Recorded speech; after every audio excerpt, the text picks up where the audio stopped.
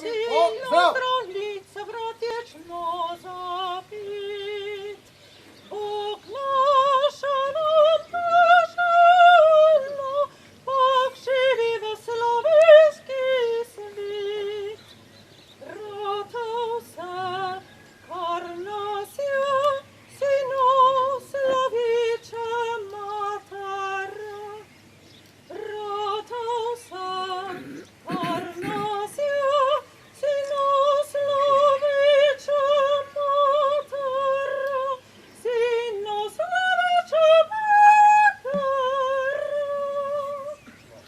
Živi naši narodi, ki hrepe ne dočaka dan, da koder sonce hodi, prepiri sveta bo pregnan. Narojak, rozbol, vsak me vrag, le sosed bo mejak. Narojak, rozbol, vsak me vrag, le sosed bo vrag, le sosed bo mejak.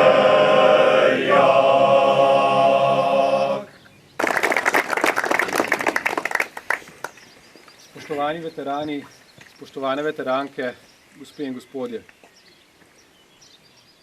Nek star rek pravi, da je v življenju najbolj pomembno to, kje in kdaj se rodiš. To seveda ni povsem res, kajti če bi to bilo res, ne bi nič v našem življenju bilo odvisno od nas.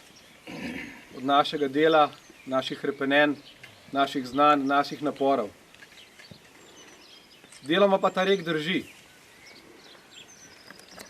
In Slovenci imamo vsaj, kar se tega tiče, kjer smo rojeni, to srečo, da smo rojeni dejansko v raju pod Triglavom.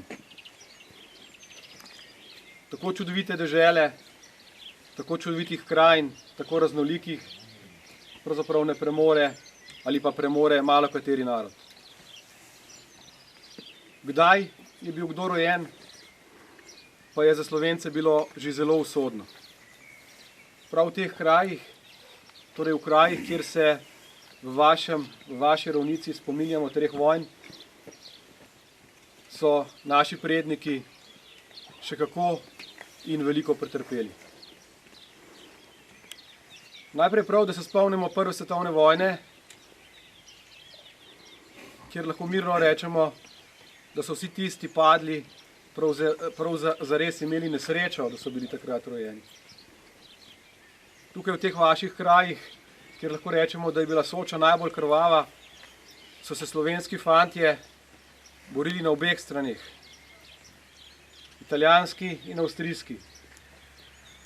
In prav strašljivo se je spominjati vseh tistih žrtev in z veseljem lahko rečemo, da danes skupaj postavljamo spomenike obem stranjem. Od miru, ki se dograjuje, je ena teh spominov, ki bo zavedno ostala in bo kazala nekaj, kar je bilo v tistih letih z današnjega vidika povsem nesmiselno. Primorci ste izkusili naslednjo težo, naslednje breme v času fašizma. Ne samo fašizma, kasneje tudi nacizma. Tudi tu ste se uprli. Tako fašizmu, nacizmu, kasneje skupaj tudi komunizmu. In v letih 89, 88, 89, 90 je prišel čas, ko smo Slovenci stopili skupaj. Danes mnogokrat slišimo, da je naša slovenska pomlad čas, ki je bila neizmerno povezana s padcem berlinskega zidu in železne zaveze.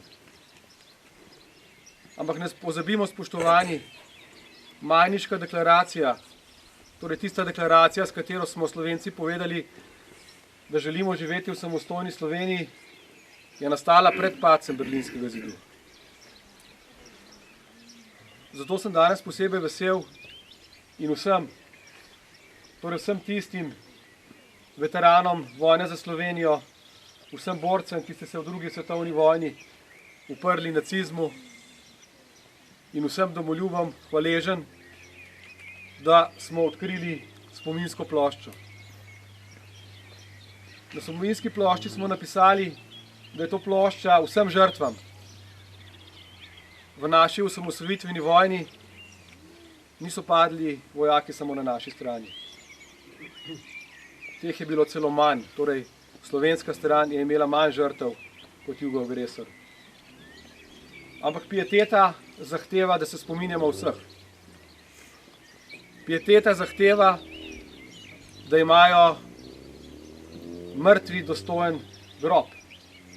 In pieteta zahteva, da se vseh spominjamo na dogodkih, kot je današnji. Na ploščo pa smo napisali še nekaj.